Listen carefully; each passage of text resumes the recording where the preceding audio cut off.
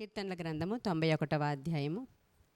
ఇది అందరికీ వచ్చినటువంటి కీర్తన అయినప్పటికీ మరొకసారి ఆ కీర్తనలో ఉన్నటువంటి ఈ యొక్క కీర్తనల గ్రంథములో 91లో ఉన్నటువంటి కొన్ని మాటలు మనం ధ్యానం చేసుకుందాం. కీర్తనల గ్రంథము 91వ అధ్యాయము కొన్ని వచనాలు నేను చదువుతున్నాను, చూడండి. మహోన్నతిని చాటున నివసించువాడే, సర్వశక్తుని నీడను విశ్రమించువాడు.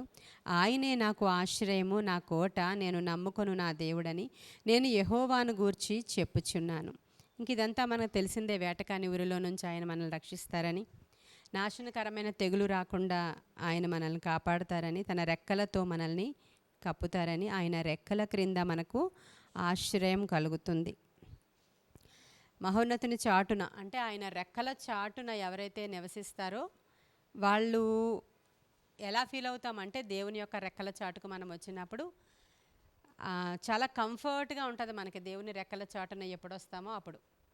చాలామంది అనుకుంటారు మేము రెక్కల చాటునే ఉన్నాము అని అనుకుంటూనే వాళ్ళు వేరే వాళ్ళ రెక్కల చాటున ఉంటూ ఉంటారు.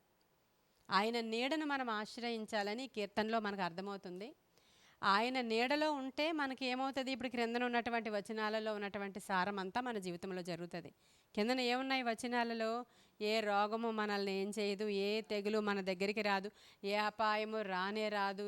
మనము ఎంత ధైర్యంగా ఉంటామో ఈ కీర్తనలో మనం ఇదంతా కూడా చూస్తాం. రాత్రి వేళ కలిగే భయానికి మనము భయపడకుండా ఉంటాం. పగటి వేళ ఎగ్గురు బాణమునకు, చీకటిలో సంచరించి తెగులకి, మధ్యాహ్నమందు పాడు చేయి రోగముకైనను మన ప్రక్కన 10,000 మంది పడినా కూడా మనకు అపాయం ఏమి కూడా.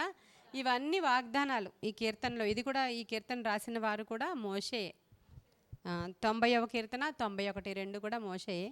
90వ కీర్తన అంతా కూడా అంటే నరులను రమ్మని పిలుస్తున్నారు అనేటువంటి మాటలతో చావును గురించినటువంటిది, లేదంటే మరణం గురించినటువంటి మాటలు ఉంటే, ఈ 91కి వచ్చేటప్పటికల్లా అంతా జీవమే. దేవుడు మనకిచ్చేటువంటి కంఫర్టే, దేవుడు మనకిచ్చేటువంటి బెనిఫిట్సే.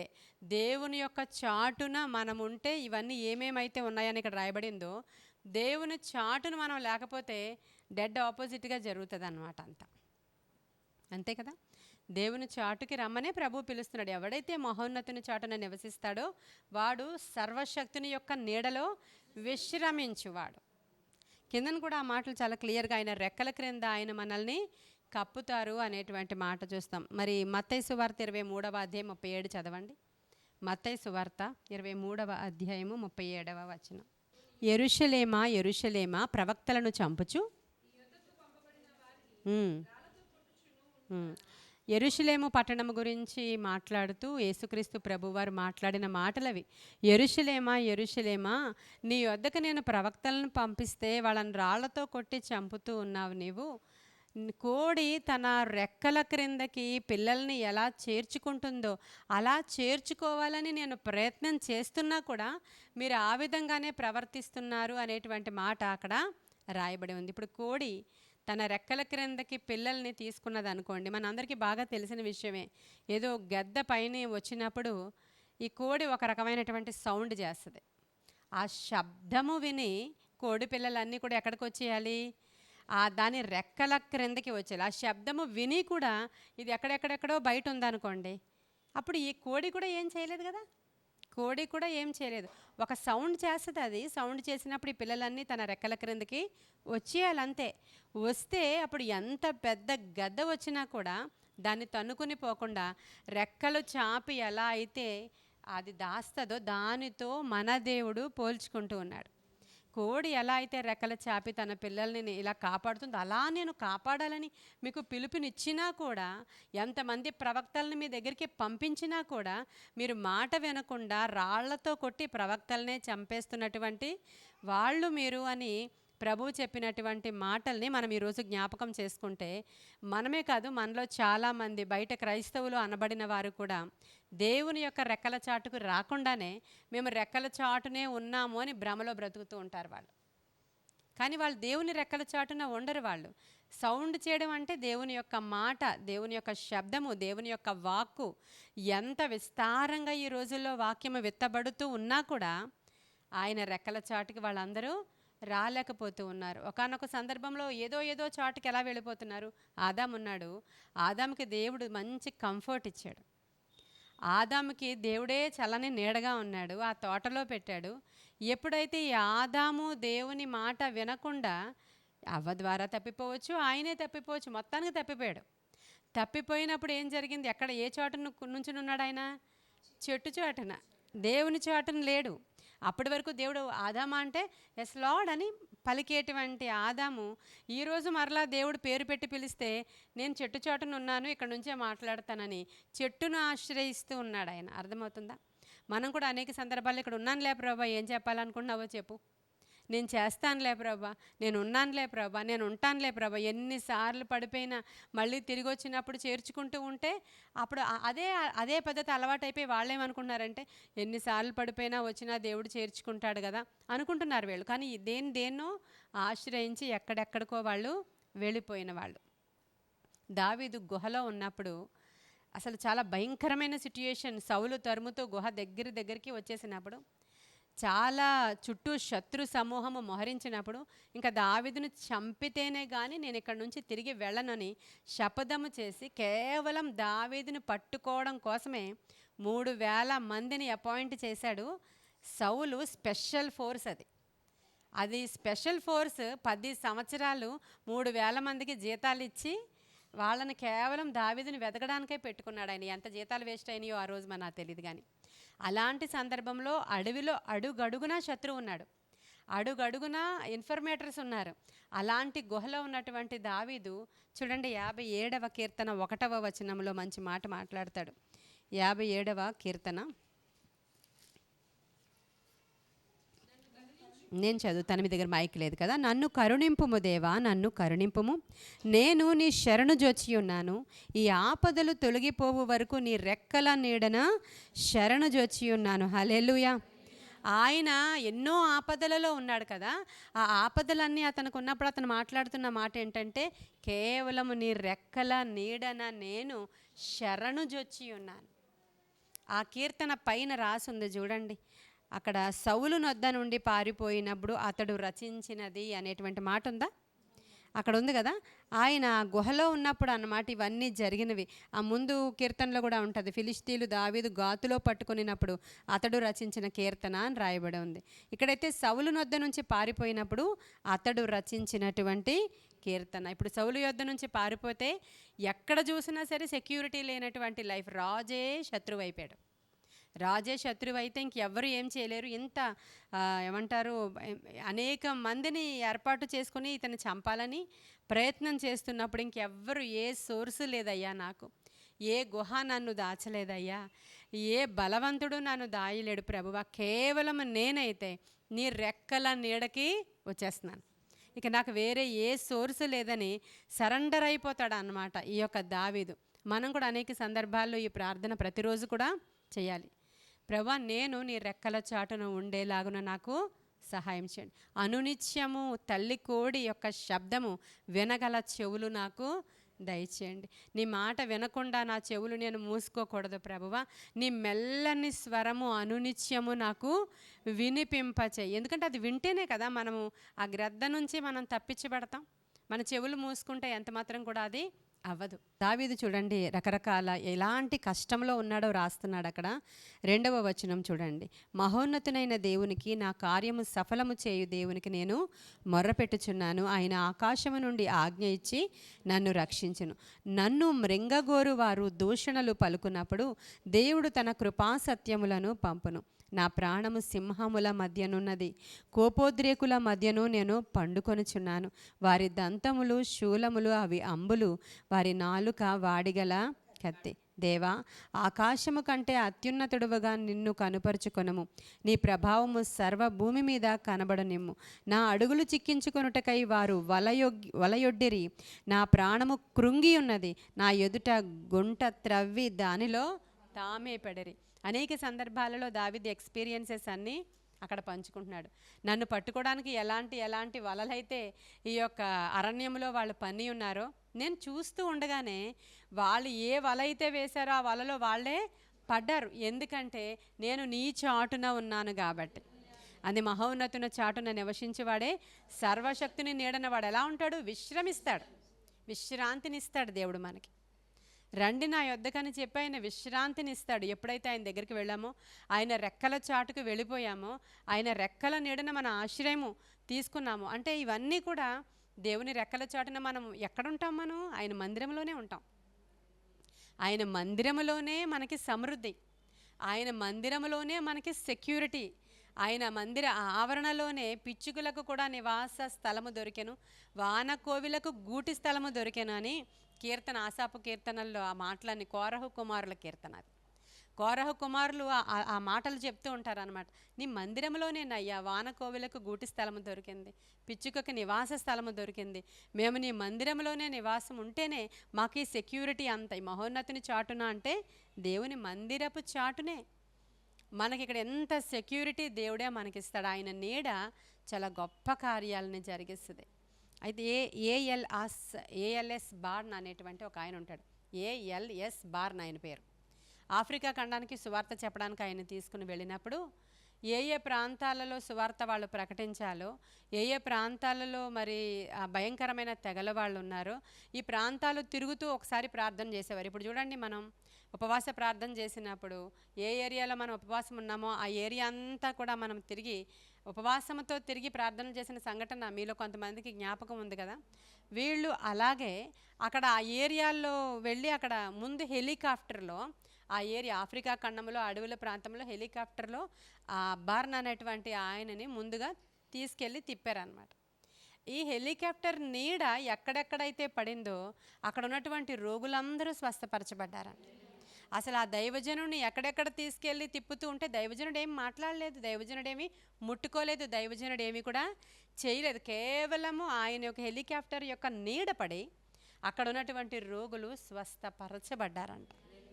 అంటే ఈ చరిత్రలో ఇటువంటివి అంటే కేవలము సర్వశక్తుని యొక్క నీడలో మనకి స్వస్థత, ఆ నీడలో మనకి ఆశ్రయము, ఆ నీడలోనే మనకి సమస్తము కూడా సెక్యూరిటీ. మెయిన్గా వేటగాని ఉరిలో నుంచి ఆయన మనల్ని రక్షిస్తాడు, విడిపిస్తాడంట. వేటగాడు ఎక్కడికక్కడ ఉరి ఒగ్గుతున్నాడు యవ్వనస్తులను మిరెంగడానికి, మనల్ని మిరెంగడానికి, మనల్ని అసలు భక్తిలో నుంచి పడద్రోయ వేయడానికి ఇన్ని వలలు, ఇన్ని ఉచ్చుల మధ్యలో రెగ్యులర్గా వచ్చి మనం ప్రార్థనలలో గడుపుతున్నామంటే అది మన యొక్క గొప్పతనం కాదు, కానీ మహోన్నతుని చాటున మనం ఉన్నాం కాబట్టి.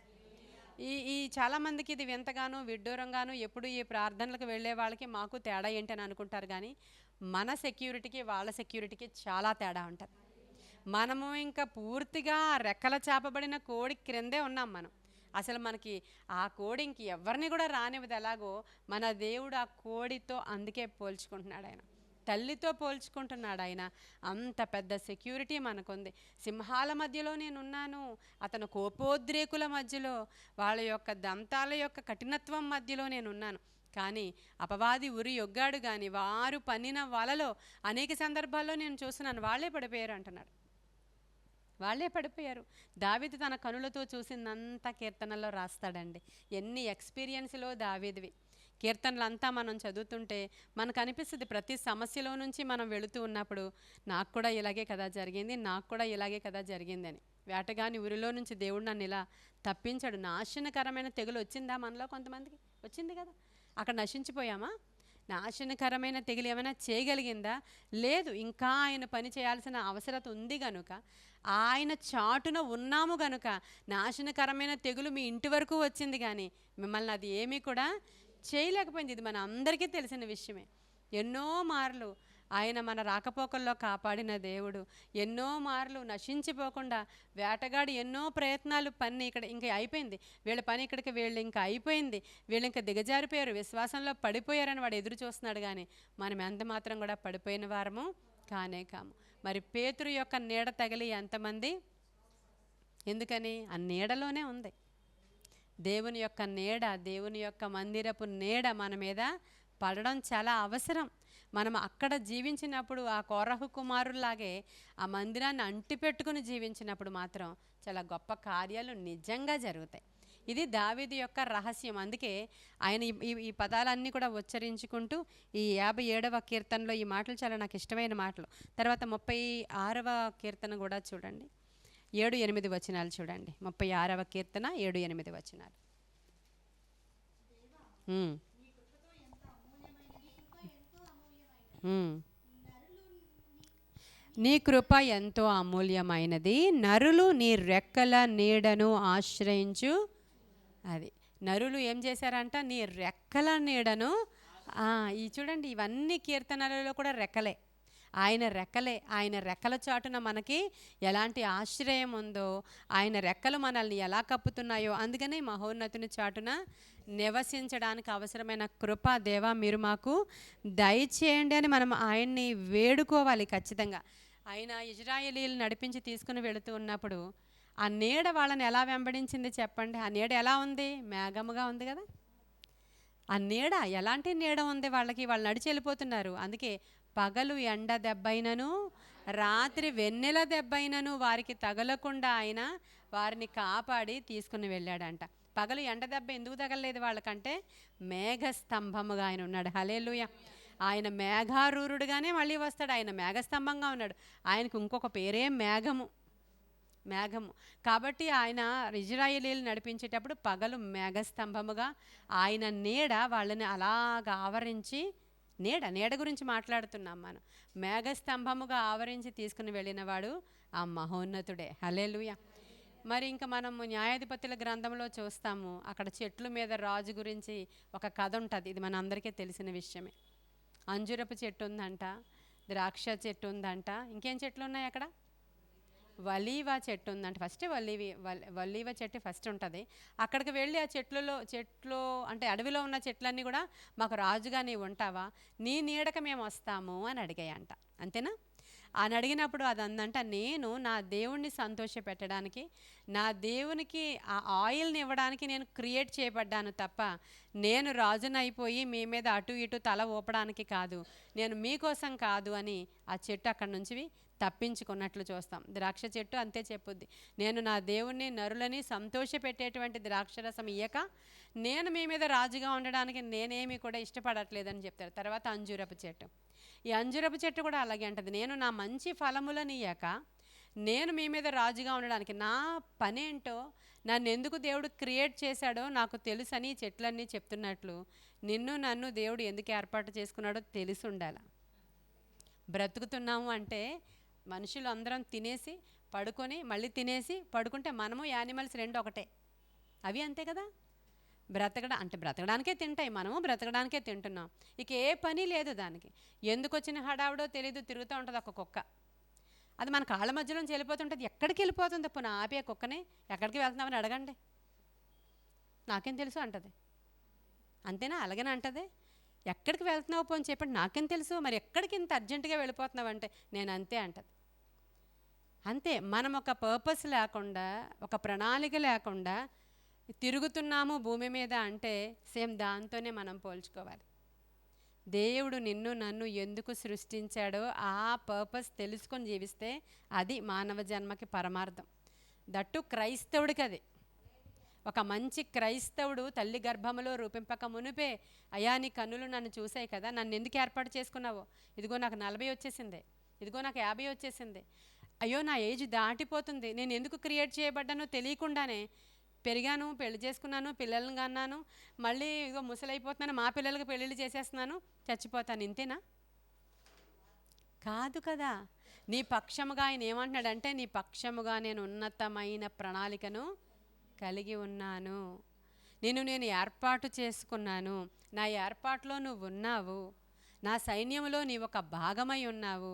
ప్రభా నేను ఎక్కడుండాలి, ఎక్కడ వాడబడాలి, దేనికి వాడబడాలి, నా పరమార్థం ఏంటి, నేను నిత్యరాజ్యంలో ఏమన్నా కూర్చుకున్నానా లేదా నేను నా కొరకు నా బిడ్డల కొరకే బ్రతుకుతున్నానా, స్వార్థప్రియుడిగా బ్రతుకుతున్నానా, లేకపోతే ఇంకేమైనా నిజముగా నీ కొరకు నేను ఏం చేశానో, నేను నీ దగ్గరికి వచ్చినప్పుడు ఆ చిట్టా తీసినప్పుడు నా గురించిన మంచి మాటలు ఏమైనా ఉన్నాయా అని మనము రేపొద్దున మనం తడుముకుంటామంట. కాబట్టి ముందే అడగాలి, ప్రభువా నన్ను వాడుకో. ఇవన్నీ కలిసి ఒక ముళ్ళ చెట్టు దగ్గరికి వెళ్ళాయంట. వెళ్ళినప్పుడు అది రెడీగా ఉంది, అదే కదా, అది రెడీగా ఉంది. అడుగుతున్నా, ఇవన్నీ చెట్లు వద్దన్నారు, నీ దగ్గరికి వస్తున్నాము, నువ్వు కానీ మా మీద రాజుగా ఉంటావంటే, రండి రండి రండి, ఎప్పటి నుంచో చూస్తున్నాను మీకోసం. అది దానికి దురుద్దేశము గలదే. అది నిజమైనటువంటి సేవ ఎక్కడుంది, నిజమైనటువంటి సంఘం ఎక్కడుంది, నిజమైనటువంటి నడిపింపు ఎక్కడుందో తెలిసి కూడా ముళ్ళ చెట్ల దగ్గరికి వెళితే ఏమవుతుంది? రండి రండి అనే పిలుస్తాయి ముళ్ళ చెట్లు. అప్పుడు అక్కడికి వెళ్ళినప్పుడు ఇదిగో మీరు మళ్ళీ నాకు అనౌన్స్ చేశారు, రాకపోతే చూడండి మీ పని చెప్తా అంది. అలాగే అంది. అది మీరే అడిగారు నన్ను, మీరే వచ్చారు నా దగ్గరికి, మళ్ళీ వెళ్ళిపోతే చూడండి మీకు శాపం వచ్చేస్తుంది. ఇలా చాలామంది చెప్తూ ఉంటారంట, మీరు వెళ్ళిపోతే చూడండి మీకు శాపం వచ్చేస్తుంది, మీరు అసలు ఇలా చేయకపోతే చూడండి నన్ను ఆశ్రయించండి, నన్ను ఆశ్రయించండి, రండి నా నీడలోనికి రండి. దానికి నీడ ఒకటి ఉంటుందా? ముళ్ళ చెట్టుకి ఏమైనా నీడ ఉంటుందా? ద్రాక్ష పాదుకున్నంత నీడ ఉంటుందా? అంజూరపు చెట్టుకున్నంత నీడ ఉంటుందా? ఒలీవ చెట్టుకున్నంత నీడ ముళ్ళ చెట్టుకుంటుందా? ఉండదు. కానీ దాని బిల్డప్ చూడండి. రండి నా నీడను ఆశ్రయించండి, లేకపోతే నేను మిమ్మల్ని ఏం చేస్తాను? కాల్చేస్తాను, నాలో నుంచి అగ్ని బయలుదేరి మిమ్మల్ని కాల్చేస్తుంది అని చెప్తున్నారు. కాబట్టి రకరకాల నీడలు ఉన్నాయి ఈ రోజుల్లో. నీకున్నటువంటి బ్యాంక్ బ్యాలెన్స్ అనే నీడ ఉంది, నీకున్నటువంటి గొప్ప ఇల్లు అనే నీడ ఉంది, నీకున్నటువంటి బంధు జనాంగం అనే నీడ ఉంది, నీకున్నటువంటి కులం అనే నీడ కూడా ఉంది. కొంతమందికి కొన్ని కమ్యూనిటీస్ ఉన్నాయి, వాళ్ళల్లో ఒకరు కానీ వాళ్ళల్లో ఎవరైనా సరే పేదవాడి కింద అయిపోతే, వాడు ఆస్తి కోల్పోతే, వాడికి ఏమైనా నష్టమైపోతే ఈ కమ్యూనిటీలో ఉన్న మిగతా వాళ్ళందరూ కూడా ఒరే మనోడవాడు, మన కులపోడు, మన గోత్రపోడు, అలా ఉండడానికి వీల్లేదని వీళ్ళందరూ డబ్బులు వేసుకుని వాడిని పైకి లేవనెత్తేస్తారట. వాడితో నూతనమైన బిజినెస్ పెట్టించేస్తారంట. కొంతమంది కొన్ని కమ్యూనిటీస్ నాకు తెలిసినవి, పేర్లు మెన్షన్ చేయడం ఇక్కడ ఇష్టం ఉండదు కాబట్టి, చేయకూడదు కాబట్టి. అంటే కొన్ని క్యాస్టుల వాళ్ళు వీళ్ళు మంచిగా ఆశీర్వదింపబడుతుంటే వాడే వెనక లాగేస్తూ ఉంటాడంట. అంతే కదా, ఒకళ్ళు ఆశీర్వదింపబడుతుంటే కొంతమంది ఉంటారు, ఈ వీడేంటి నాకంటే ఆశీర్వదింపబడిపోతున్నాడు అని చెప్పి వాడిని వెనక్కి లాగేసేవాళ్ళు కొంతమంది ఉంటారంట. కాబట్టి ఇలాగా మనం ఎవరెవరిని ఆశ్రయిస్తున్నామో, కొందరు అలా మా కుల పెద్దల్ని ఆశ్రయిస్తామండి, రేపు పొద్దున మాకు ఏ కష్టం వచ్చినా నష్టం వచ్చినా మా ఊర్లో వాళ్ళే చూసుకుంటారు, మేము రక్షణ తీసుకుంటే అవ్వదండి అని చెప్తుంటారు. మేము మా యొక్క కమ్యూనిటీ వాళ్ళని ఆశ్రయించకపోతే రేపు పొద్దున మేము చావైనా బ్రతికైనా పెళ్ళిళ్ళైనా మా పిల్లల దగ్గరికి వాళ్ళు రారండి, అందుకే మేము లాస్ట్ వరకు బాప్తిస్మాలు తీసుకోమని కొంతమంది చెప్తుంటారు కదా. వీళ్ళందరూ ఎవరెవరిని ఆశ్రయిస్తున్నారు?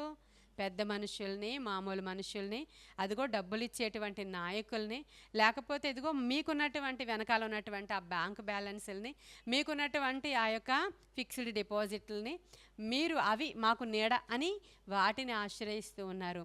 ఈరోజు ఎవరైతే సర్వశక్తిని నీడకొస్తారో, ఆయన యొక్క మాటకి లోబడతారో, ఆ కోడి చేసేటువంటి ఆ శబ్దానికి ఎల్లవేళలా మీ చెవులు తెరుచుకొని పెట్టుకుంటారో, అప్పుడే ఆయన రెక్కల క్రిందకు మీరు రాగలరు. ఈ దావీదు చెప్పినట్లు చెప్పగలరు. ఇలాంటి శ్రమలు వచ్చినా కూడా వాటిల్లో నుంచి విడిపించిన మహోన్నతుడు మన దేవుడు. శ్రమలేమీ చేయలేకపోయినాయి దావీదుని. తిరిగాడు, అడవిలో పడి తిరిగాడు. అవమానాలు, నిందలు, భయంకరమైన మనుష్యుల యొక్క ఆ యొక్క కక్షతో, ఈర్ష్యతో, అసూయతో కూడిన మాటలు ఎలా చంపేసినాయో దావీదుని.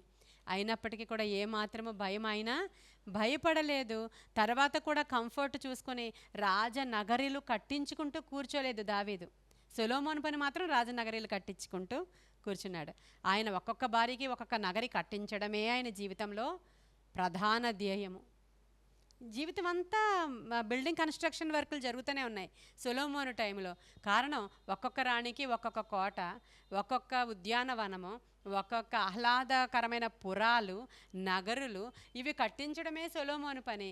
కానీ దావీదు తనకి ఉండడానికి ఆల్రెడీ కట్టిన దావీదు యొక్క కోటలోనికి వచ్చాక కూడా నా దేవుని యొక్క ఆ యొక్క దేవాలయం కొరకే నా ఆలోచన తప్ప నేనుండే నగరి కొరకు కాదంటే, ప్రజలు దావీదు పురాన్ని కట్టించి ఇచ్చారు. కానీ దావీదుకి ఆ బిల్డింగ్ మీద ఇష్టం అంటే ఆశ, లేకపోతే కట్టుకోవాలి అనేటువంటి తృష్ణ లేదు. ఆయనకి ఎల్లవేళలా ఒకటే ధ్యాస, దేవుని మందిరావరణలో గడుపుట నా భాగ్యము. నా జీవితంలో ఉన్న బంగారం అంతా దేవుని మందిరం కొరకే కూర్చుట, ఆయన కొరకే బ్రతుకుట, ఆయన ద్వార బంధము యొద్ద కనిపెట్టుకుని ఉండినా చాలు. అలా అని దావీదుని అలా వదిలేశారా దేవుడు?